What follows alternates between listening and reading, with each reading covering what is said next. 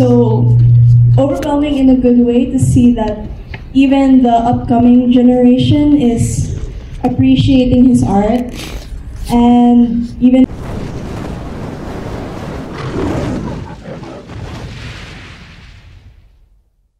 Philip Salvador. Ang feeling niya, pwede nang magbida si Philip. And so, hindi bagay kay Philip. So, nag-isip kami ng ibang material na inspired na lang nung The Boy Who Wanted to Become Society. Noong unang gusto ni Lino, para masuportahan si Philip, kasama sa cast si Charito Solis, si Hilda Coronel, Chanda Romero, and Snooki, I think. Yung unang kwento, security guard si Philip Salvador sa bahay ng mayamang si Charito Solis na anak niya si Hilda Coronel, pero nakatira siya sa squatters area where minamahal siya ni Chanda Romero.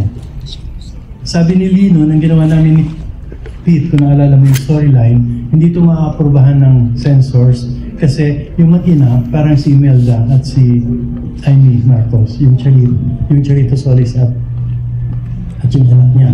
Gusto sana namin pakita na naipit sa gitna ng dalawang mundo si Philip. Security guard siya nung mayaman at galing siya dun sa squatters area. Pero baka hindi aprobahan. So nag-isip pa rin ng bagong kwento. Doon lumabas yung, ang natira na lang na doon sa lumang istorya, yung security guard, doon lumabas na yung itong nabuo naming kwento nito. Yeah. So Ricky, was it 50-50 po yung naging collaboration yung ni Sir Pete Lacaba while writing the script? It was very collaborative kasi as is the usual process with Lino, may storyline muna na binuno namin, guidance ni Lino, then brainstorm kami ni Pete hanggang matapos yung storyline, and then nagko-comment si Lino. Pagka-comment ni Lino, magre-revise kami hanggang planchado yung storyline. After that, we did the sequence treatment again, hanggang planchado, hanggang nag-revise kami based sa comments ni Lino, hanggang natapos yung sequence treatment, saka namin sinulat yung script. With Lino kasi, very minimal lang ang revisions niya pag nag-shoot na siya. Kaya kailangan sobrang planchado lahat, mulang storyline hanggang sequence treatment, and hanggang script. So, naging script namin halos yun na, yung tatakbuhin niya. Ang naalala kong bilin lang niya, gawin yung tough sa labas si Philip, pero very vulnerable sa loob. Kasi yun ang gusto niya i-project na image ni Philip Salvador bilang artist at that time. Okay. So halos, Sir Ricky, walang improvisation po, ano? Lahat nakalatag. Yeah. Sa alam ko, estilo ni Lino, hindi siya gaya ni Ismael Bernal na nag-improvise. So, si Lino, may minimal suggestions, a scene here, a scene there, etc. But halos minimal na minimal. Okay, thank you, Sir Ricky.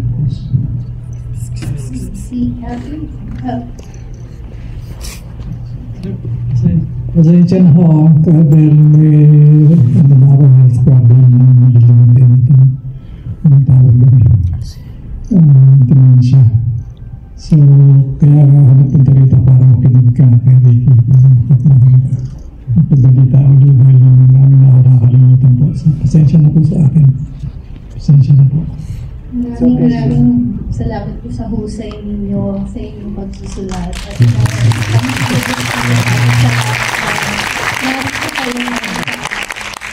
At panonood natin.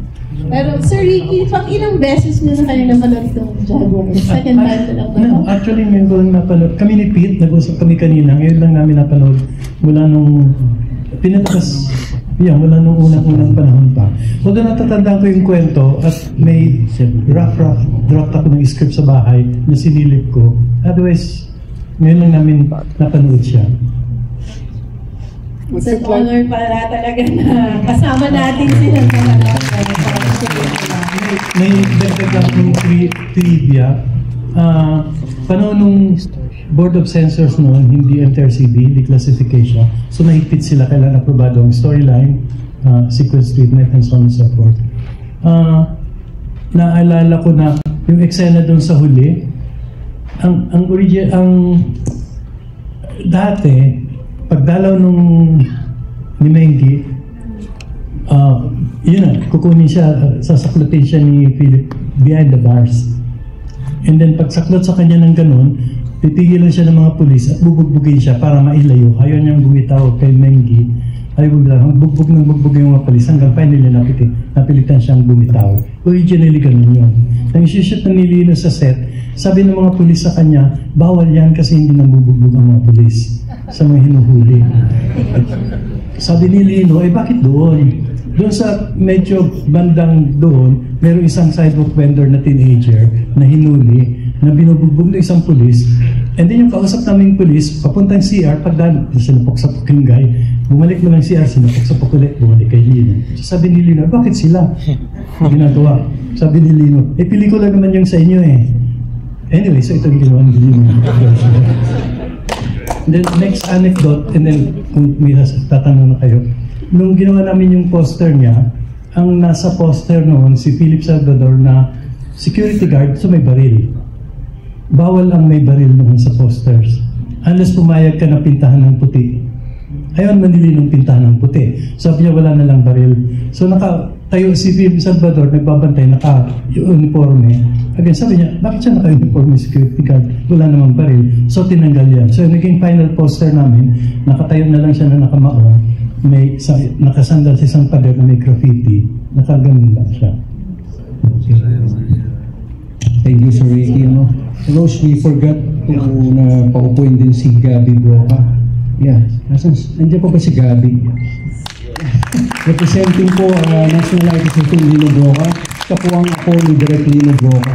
Di ba, Gabs? Po ka rito. Sorry, nalimutan namin.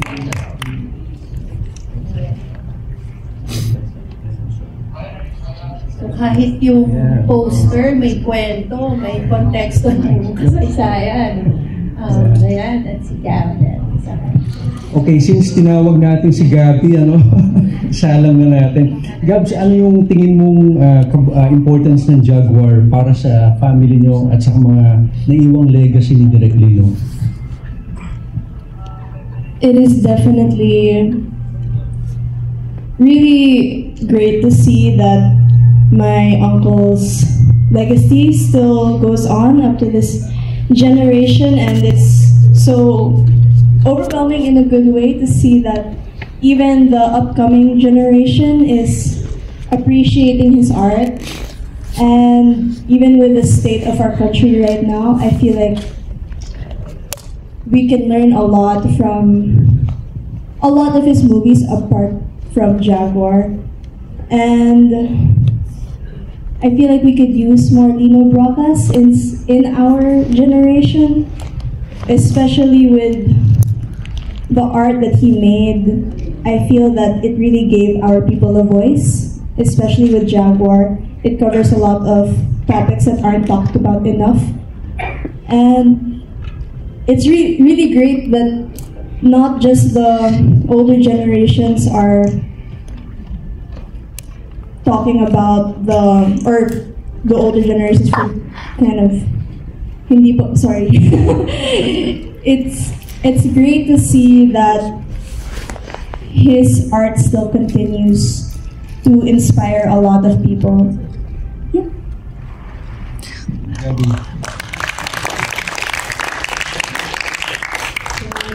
Pwede naman tayo din sa mga cast. Nakita natin si Direk Joel, di ba, kanina? Direk, na-remind ka na po na yung role kanina. Naalala niyo yung role na Direk. Yung press doon.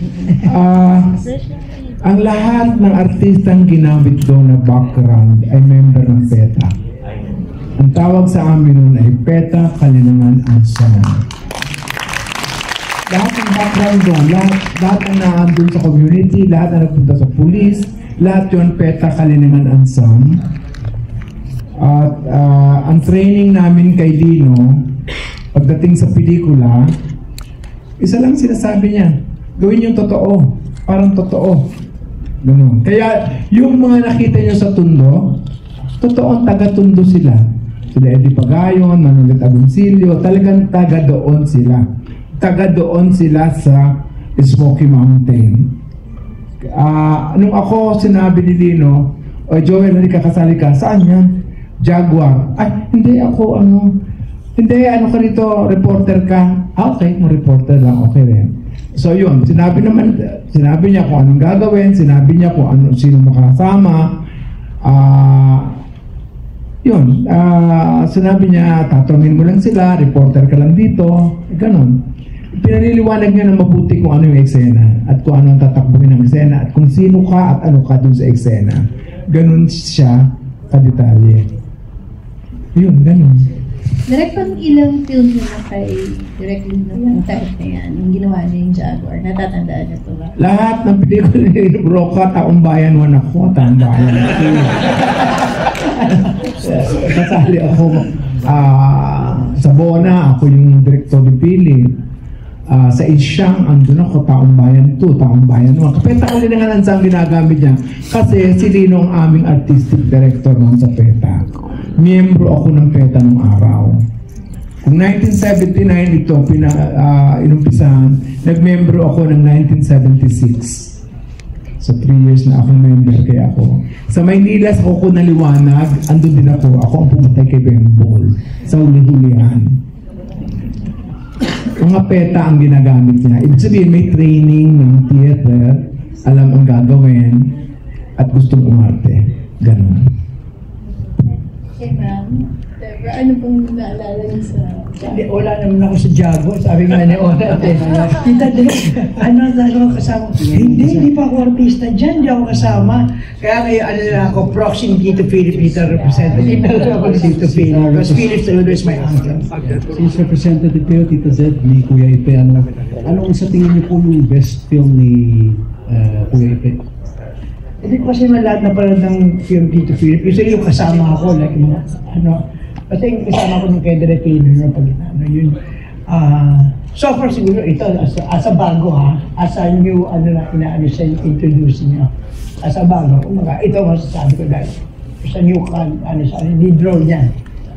Actually, nag-text ngayon si Tito, ko kay nag-text si Tito Philip, nag-text niya, Gigi, kasi Gigi, ano role mo ba niya sa Jaguar? Dito, wala naman ako, sasabi nga ni Onat, nandyan ako. Sabi ko, dito ka ba dito? Kaya akala ko nandito siya. Nag-text sa akin, anong role ni Jan sa akin? Yun, nasa Tagaytay ngayon si Tito Philip kasi yun ako. Okay, thank you, Tita Deb. Parang si Don, may itatanong ata kagad kanina. Hindi kasi during the restoration po, we look for several resources. Doon po kasi sa may love scene nila ni Philip Salvador, talagang dead silent po siya. Yung nakuha po namin na negative, even the VHS copy, wala talagang audio. Ganun po ba talaga yung treatment po dito? Walang audio. Sir Ricky, ano pong natatanggalin niyo?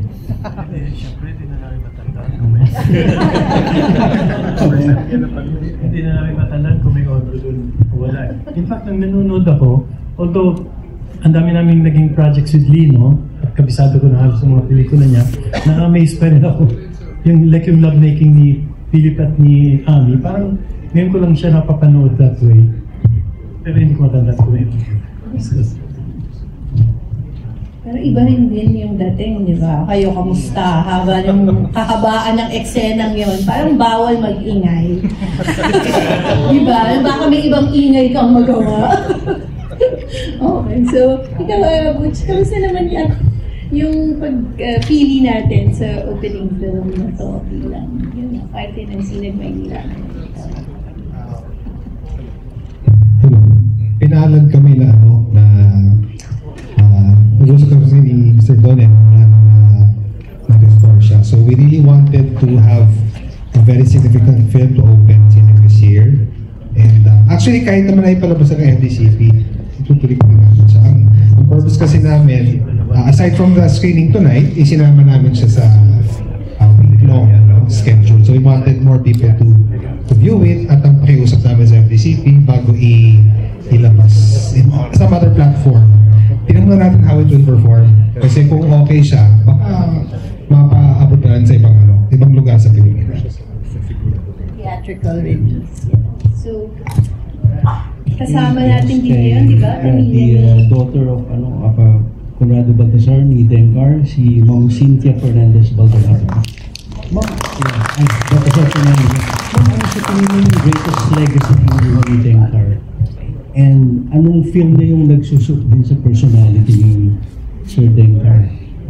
Actually, halos lahat ng pelikulang ginawa ng dad ko, kasama si Doratino, ay para sa tao, para sa bayan.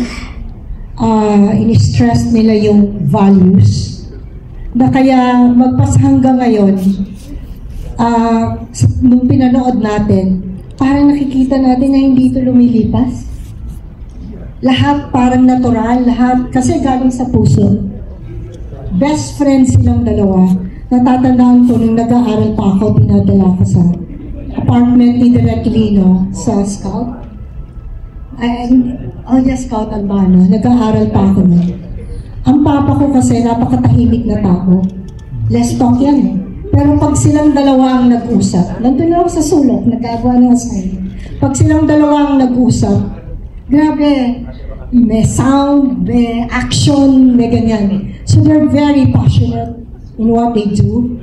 Kaya yung values naman na naituro sa amin, na ipasa sa aking mga kapatid, na ngayon kasi si kapatid ko, si Jim Baltazar, siya ngayon nasa pelikula.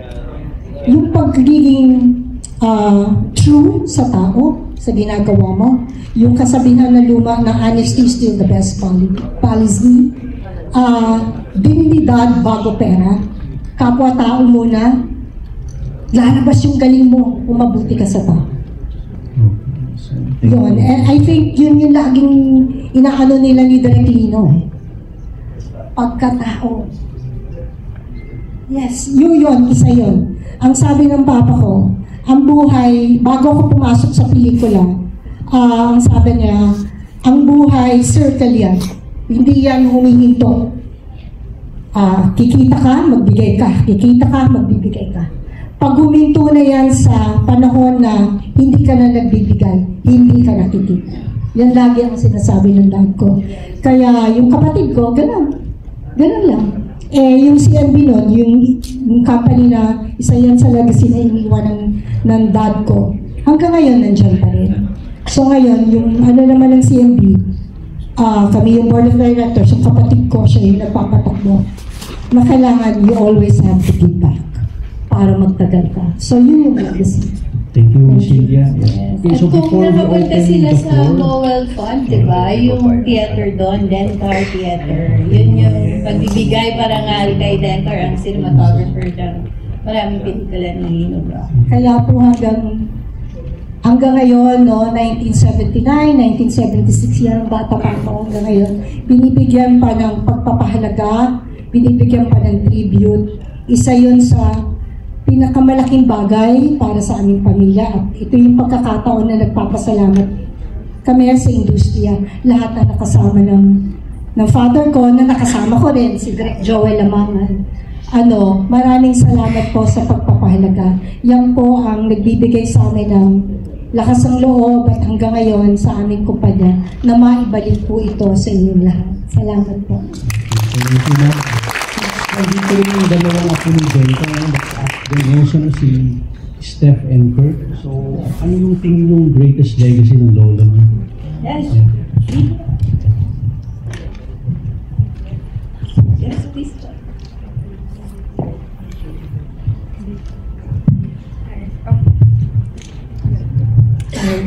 Hi, I'm Stephanie Baltazar. I am Conrado Baltazar's granddaughter.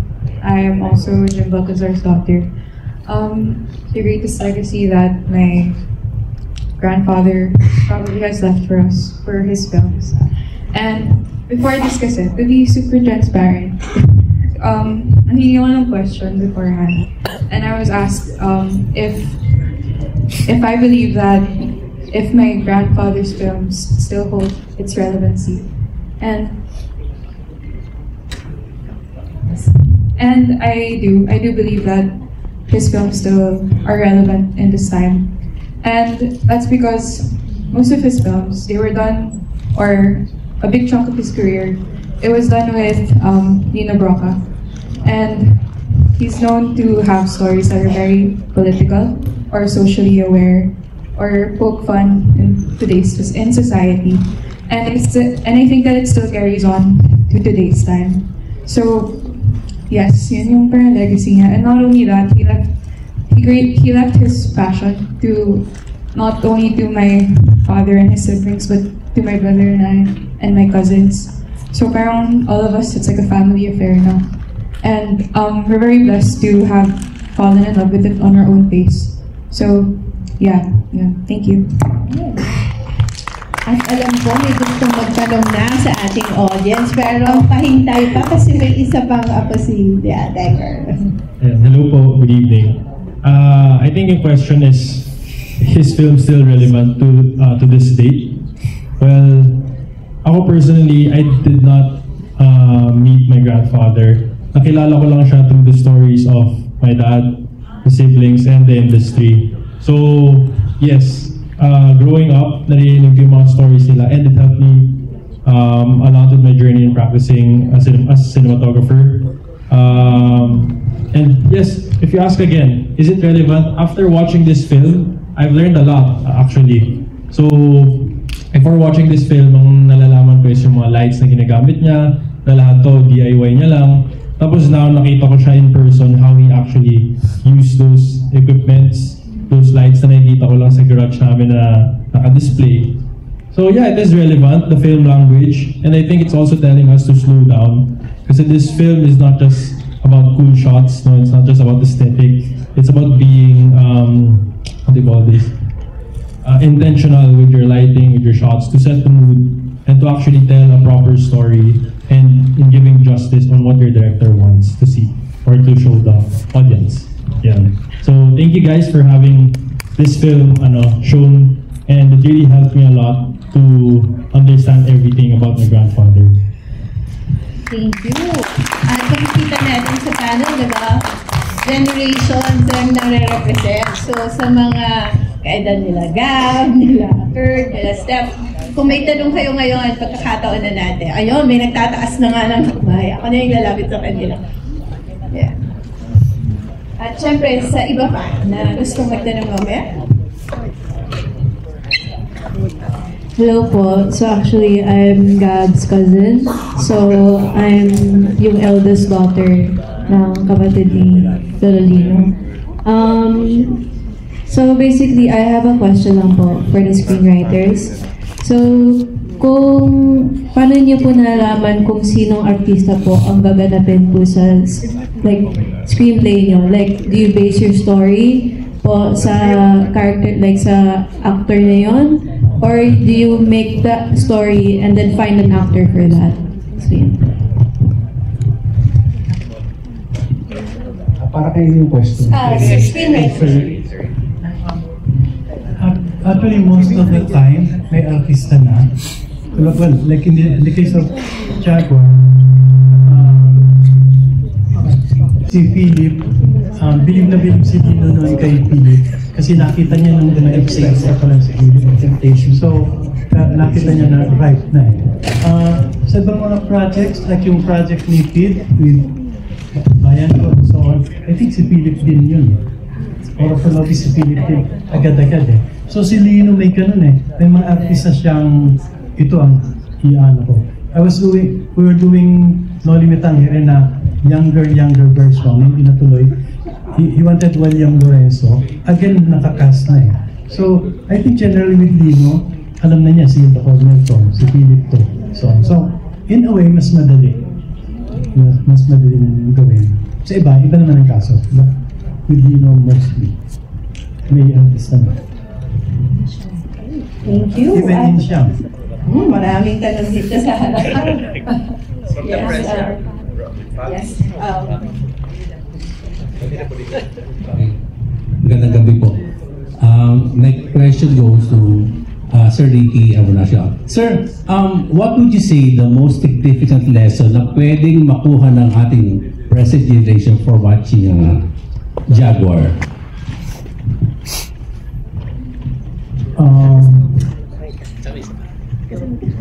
Ano ba? Nung pinapanood ko kanina yung pelikula, hindi ko siya nakikita as luma na pelikula. yung great divide between the rich and the poor, parang nakikita ko pa rin ngayon kung paano naman yung namamanikula, na-exploit, nagagamit ng mga makapangyarihan, mayaman, yung mahihirap. Nakita ko pa rin siya. And then yung desperate na sitwasyon ng mga mahihirap,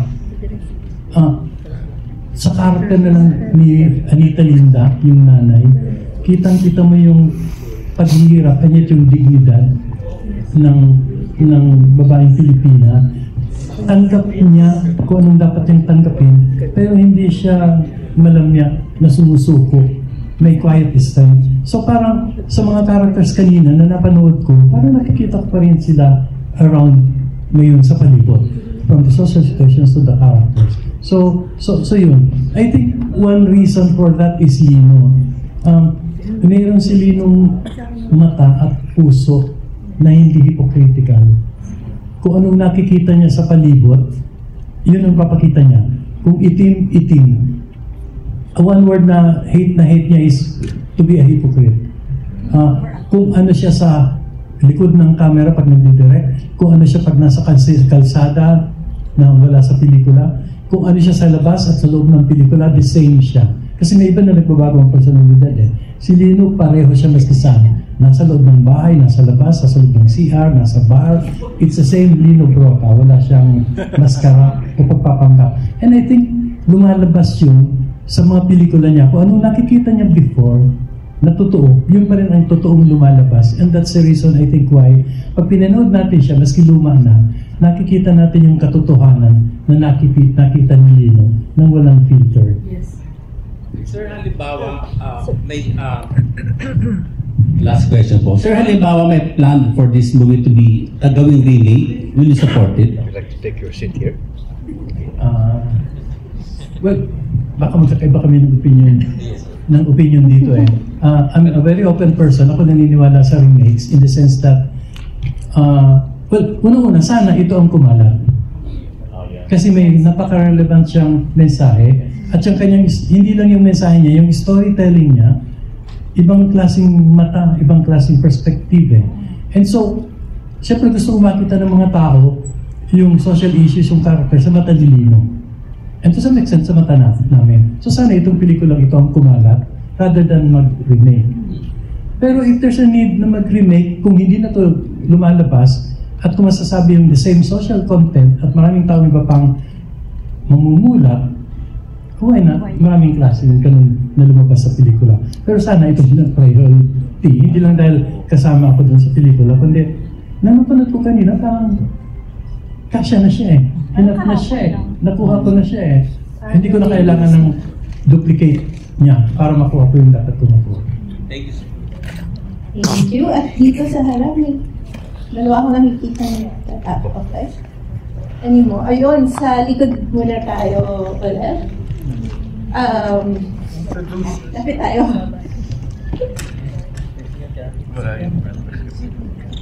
Sa lubungan. Hello po, magandang gabi. Ang katanungan ko po ay para po sa mga screenwriters po. Yung tanong ko po is related din po sa tanong na paggawa po ng remake. Matapos niyo po mapanood yung Jaguar po ngayon for the first time after many years po, bilang manunulat po, may naisip po ba kayo na baguhin po sa script po ngayon or pananatilihin niyo na po na as is po yung script po ngayon? Actually, totoo wala akong naisip na baguhin kasi sobrang akong na-absorb na parang hindi kami yung writer ng pelikula. Parang naging ordinaryo akong manonood na hawak-hawak ni Lino sa mata niya, sa kamay niya, nanonood. And I enjoyed that experience na maging ganon. So, parang ayaw kong mag-isip na kung anong pwedeng baguhin. Hayaan ko na muna yun as is. Gusto mo sabihin na ang husay-husay ni Philip Salvador nung napanood ko? Yes. Lalo na nung first time niya to. At ngayon naniniwala na ako lalo na pag sinasabi ni Lino noon na right na yan, ano yan si Philip? Okay yan si Philip. Sa lakad pa lang yan, nung nakita daw yan bilang extra. Kuha, nandito eh, sa mata, sa galaw, everything, ang husay-husay niya. Ang husay-husay din ng cinematography noon. Nakakakita ako ng poverty, which I should see, kasi yun yung totoo.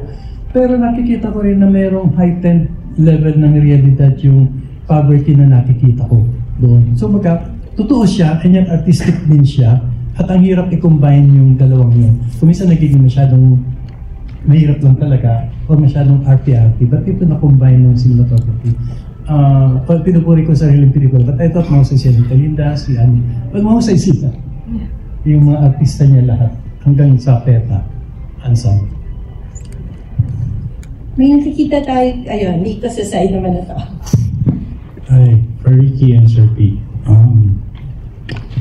No, I'm not sure if this is the first time I've seen it in whole, pero parang may may parallelism yung Julio Madiaga na character, tapos pati yung eksena niya sa yung sinungkol siya, tapos parang ginulpi din siya or parang kinuyog siya. Tapos dito parang yung eksena sa Smoky Mountain, no? Tapos nagulat ako na it ends with a seemingly parallel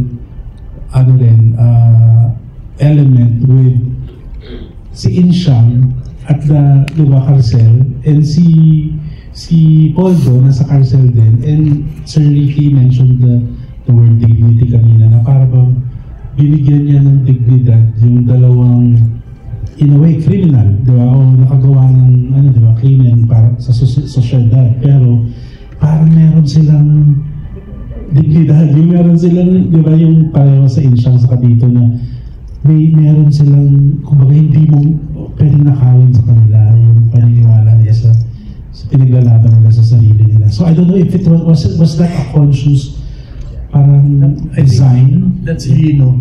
Yes.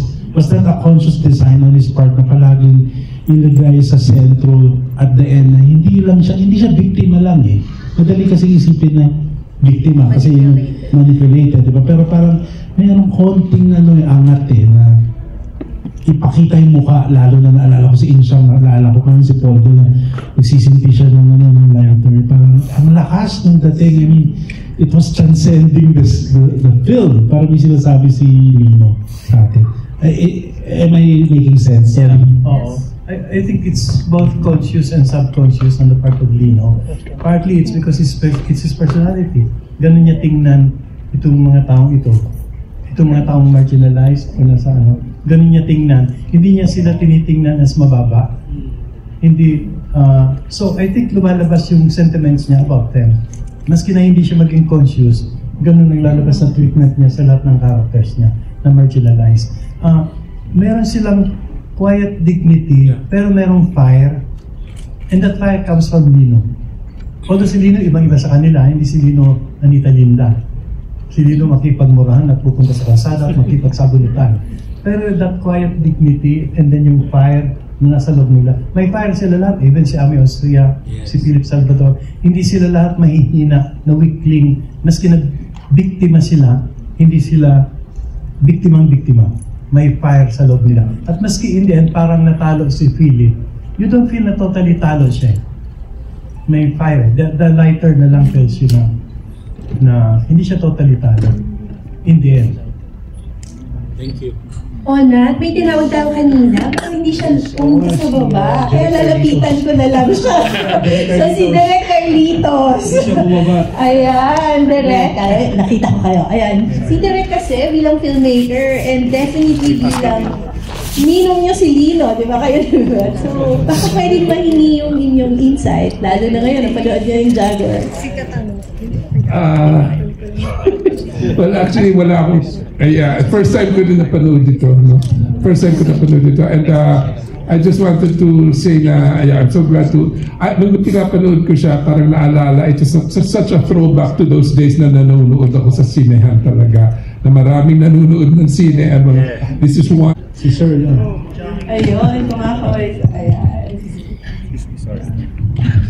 Hello po, my name is Jonathan Ang of Sofia na rin, di ba? At saka Pinoy Film Rights. Well, on the lighter side of things, this question from me may sound silly if not intriguing. Kasi po sa kabatiran ng mga nag-stay pa rin hanggang sa mga sumandaling ito, way back Gawad Urian, 1980, siyempre, itinanghal pinakamahusay na pelikula, ang Jaguar, pinakamahusay na direktor, Lino Broca, Ang pinakamahusay na pangalawang aktor, si Mengi Covarrubias, Sumalangit Nawa. Eto na, sa tagisan ng pinakamahusay na pangunahing aktor, mapapansin nyo, pure Tagalog yung mga kategorya sa Gawad Urian, di po ba? Talo o lahat si Philip Salvador. Kung hindi po ako nagkakamali, if my memory serves me right, hindi po ako nag-google kasi mahina ang signal dito sa teatro. Google ko sana to double check eh. Kung hindi po ako nagkakamali, ang nanalo po nung taon na yon, ang katunggali na si Philip Salvador for Jaguar, ay yung Dindo Fernando, Ikaw at ang Gabi. E di syempre, nandiyan ang ating Lino Broca. Alam niyo po ba ang nangyari? Ipinasauli niya ang mga tropeyo ng Gawad Urian that year. As a sign of protest na kung bakit hindi nanalo ang kanyang manok na si Philip Salvador. Ngayon, gusto ko lang po malaman yung reminiscences po nila like Sir Ricky and all the rest, mga descendants po ni Lino Broca et al. Yes po. Nag-walk out si Lino Broca noon and he told me, hindi to galing sa akin kasi kay Lino to. Sabi niya, kuminsan mas madaling labanan ang ibang mga awards bodies na nabibili kasi pera yan. Pero yung may ibang opinion na sa tingin mo sa liwa, mahirap labanan. So, nag-walk out siya. Kinonfirm lang.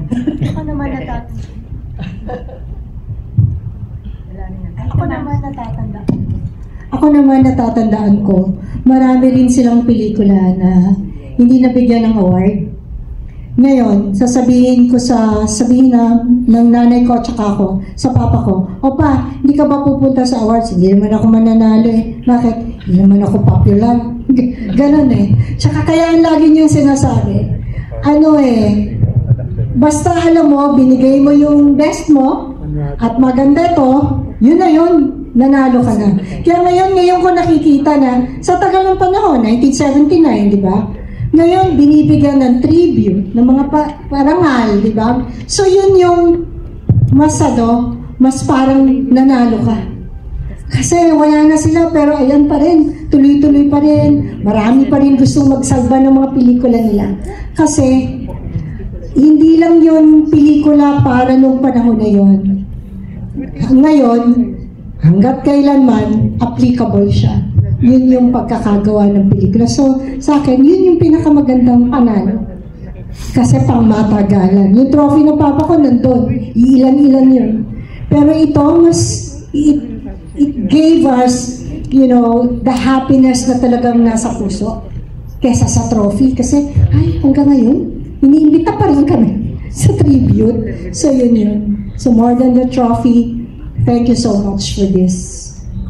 But if we go, Lino's part and Philippines. That time. So, ayun. Balansehin natin. One last before we last two? Last two. Bilis lang. Okay, bilis lang. Hello. Question for the screenwriters po. Since it was filmed during martial law, were there any, other than the censorship, were there any challenges you faced? Like, kunyari may bodyguard ba dun si Marcos na nakabantay or wala? Actually, wala naman. Pero as I said, Board of Censors noon, hindi movie classification. So, noon talagang nagsisensor. Ngayon, although nagsisensor din sila, pero ang tawag nila, nagka-classify. Anyway, mas milder form of censorship.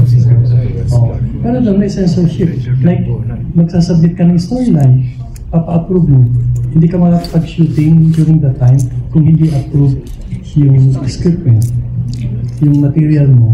So may pre-censorship in a way. So kumbaga, alam na namin. Like, as I told you kanina, originally may Charito and Hilda Coronel na mag-ina.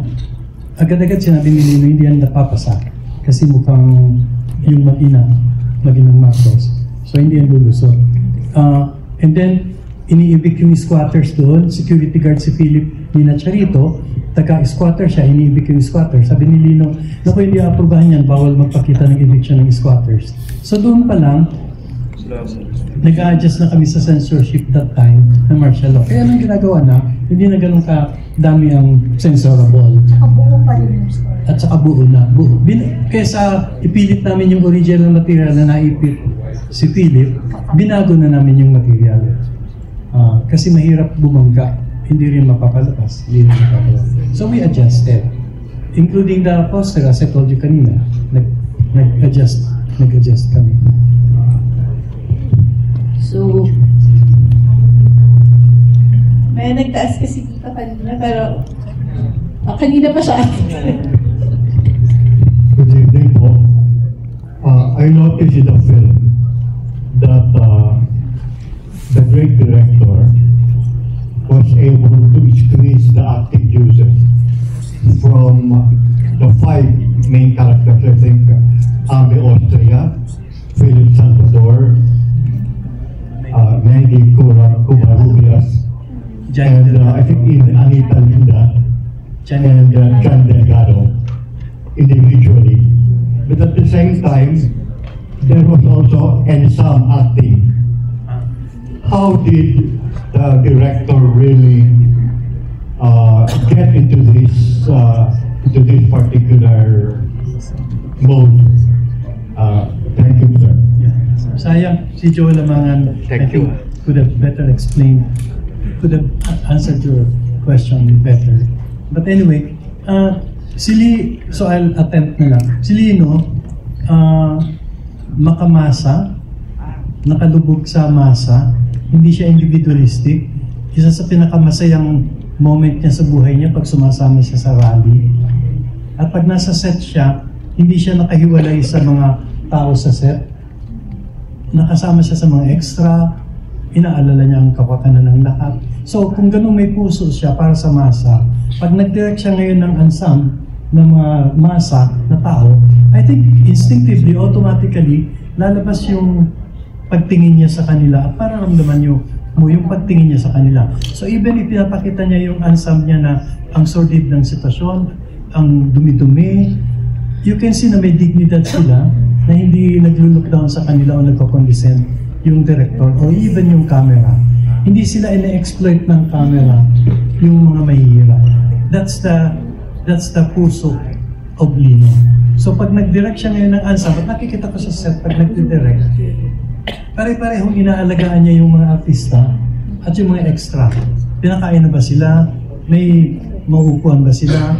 He takes care of everybody. And I think dahil doon sa pag-aasikaso niyang ganun, pag umarte na yung ensemble niya, nagbibigay sila ng buong puso nila na kagaya ng malalaking artista. Kasi hindi ni Lino pinaghihiwalay sila na ito yung malalaking artista, ito yung maliliit. So we see it now in that way. It treats yung mga ensemble actors niya. Ikalawa, si Lino is a very, very good actors director. Tingin pa lang niya, alam na niyang si Boyet de Leon, magiging artista to, naiit ito. Tingin pa lang niya kay Philip, sabi niya, nakita niya naglalakad, magiging artista ito. So, may mata siya at alam niya kung paano ilabas yung pinakamahusay na kalidad at skills ng isang artista. Kaya mahusay siyang actors director.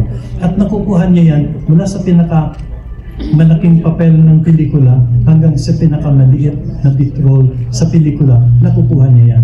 Kaya pag tingnan niyo kanina yung mga nag-iinuman scene, yung mga extra at lahat, parang mga totoong tao sila sa palibot natin. Yan, ang dami nating gusto pa malamang na itanong, pero may nakikita kasi ako nagtataas pa rin ng isa, humahabol, pagbigyan. Hello po, my name is Ro po. Mahilig lang po manood ng films, especially yung archive. So thank you po sa ginagawa niyo. So yung question, actually may dalawa po akong tanong. So yung first question ko po, very interesting po yung scene kung saan sumama sila sa rambulan. Tapos I found it very funny.